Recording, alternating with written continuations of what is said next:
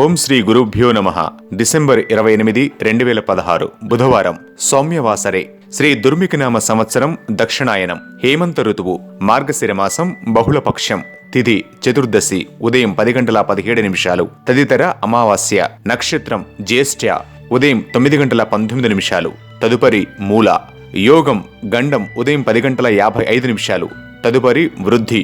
కరణం శకుని. ఉదయం 10:17 తదుపరి చతుష్పాద్. రాత్రి 10:08. సూర్యరాశి ధనుస్సు. చంద్రరాశి ధనుస్సు. సూర్యోదయం 6:31.